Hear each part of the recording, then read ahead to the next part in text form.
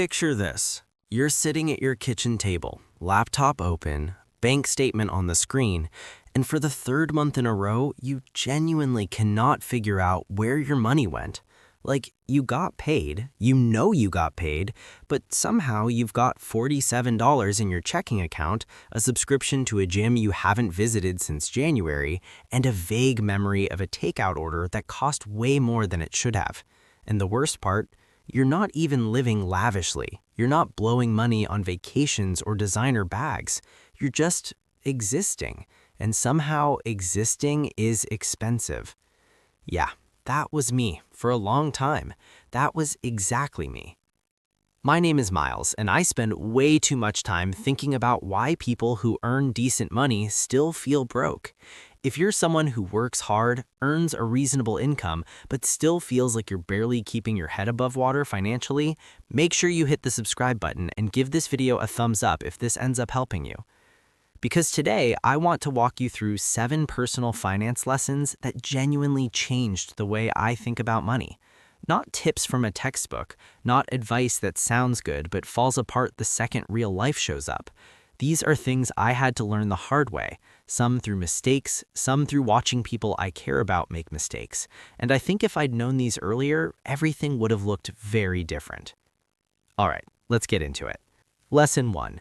Your income is not your wealth. Okay, so this one sounds almost too obvious to say out loud, but stay with me here because I think most people hear this and nod along without actually feeling it. Here's what most people don't realize. There's almost no correlation between how much money you earn and how much money you actually build. None. A study from Northwestern Mutual found that 1 in 3 Americans with a household income over $100,000 still live paycheck to paycheck. 1 in 3. People making 6 figures stressing about rent. And here's the math that made this hit for me. Say you're earning $60,000 a year and you save 20% of that, $12,000. After 10 years with modest investment returns, you've got somewhere around $190,000 accumulated. Now take someone earning $120,000, twice as much, but they spend $115,000 of it. They're saving $5,000 a year. After the same 10 years, about $78,000. The person earning half as much built more than double the wealth. Income is the raw material. What you do with it is the actual story. And for a long time, I kept waiting for a raise to fix my finances, waiting for more money to solve a spending problem. That's not how it works. The habits you have at $40,000 are usually the same habits you'll have at $80,000, just scaled up. Which brings me directly into lesson 2, because if income isn't the problem, lifestyle inflation is usually the silent wealth killer. Here's how it happens. You get a raise. Cool. So you get a slightly nicer apartment because you deserve it. You upgrade the car, you're earning more now, it makes sense. You eat out a little more, travel a little more, buy slightly more expensive clothes. None of these decisions are crazy on their own.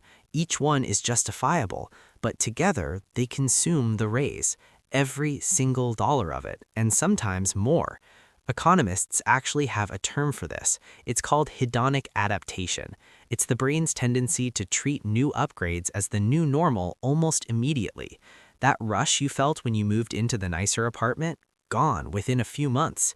Now it's just where you live, and your baseline needs a new upgrade to get that feeling back. Here's what I wish someone had told me earlier. Every time you get a raise, split it. Half goes towards improving your lifestyle, enjoy it, you earned it. But the other half, lock it away. Automate it into investments before your brain even has a chance to count it as spending money. You won't miss what you never see.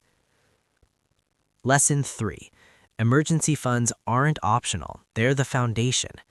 Now, you might be thinking, Miles, I know I need an emergency fund. I've heard this 1,000 times. And yeah, you probably have. But let me ask you something. Do you actually have one? Because according to a Bankrate survey, 57% of Americans cannot cover an unexpected $1,000 expense with savings. More than half.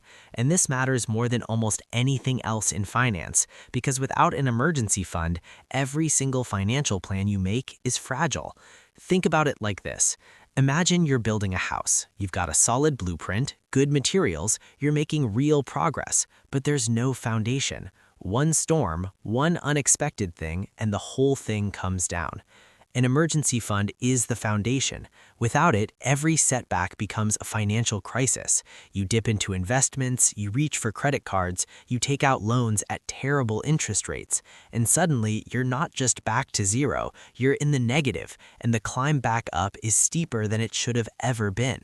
The goal is 3 to 6 months of living expenses sitting in a high-yield savings account earning something while it waits. It's not exciting money, it's not making you rich, but it is the thing that stops one bad month from derailing years of progress. Start there. Seriously, before aggressive investing, before paying off low-interest debt early, before anything flashy, build the floor. Lesson 4. Debt has a psychology, not just a math. So this one gets really interesting because when we talk about debt, most of the conversation is mathematical. Interest rates, avalanche versus snowball method, total interest paid over time, and that stuff matters. But here's the thing. If debt were purely a math problem, almost no one would be in it. The math isn't hard. People know credit card interest at 24% is bad. They know it, and they still carry balances. Why? Because debt has an emotional dimension that the math conversations completely ignore. There's a concept called present bias, our tendency to value things we can have right now wildly, disproportionately compared to things we'll have in the future. The pleasure of buying the thing today is vivid and immediate. The pain of paying for it across the next 18 months is abstract and distant, and our brains are genuinely not wired to weigh those things equally. So when you're trying to pay off debt, you're not just solving a math problem, you're fighting your own neurology. That's why the snowball method, paying off the smallest debt first regardless of interest rate, actually works for people, even though it's mathematically inferior. The psychological win of eliminating a balance entirely gives you the emotional momentum to keep going. Understanding why you're in debt matters as much as knowing how to get out. If it's emergency spending, you need an emergency fund. If it's emotional spending, stress, loneliness, boredom, you need to address that directly or you'll pay it off and run it right back up. Lesson 6. Compound interest only works if you actually start. Okay, so everyone talks about compound interest. It's the eighth wonder of the world, Einstein supposedly said, though honestly, no one's sure if he actually said that. But regardless, it's real and it's powerful. But there's a version of this conversation that bothers me. Because people hear compound interest and feel inspired for about 45 minutes, and then they go back to not investing. And the reason they don't invest, or don't invest enough, is usually one of two things. Either they think they need more money before they start, or they're waiting for a less chaotic time in their life to begin. Both of those things will keep you waiting forever. Here's the math that I actually find motivating.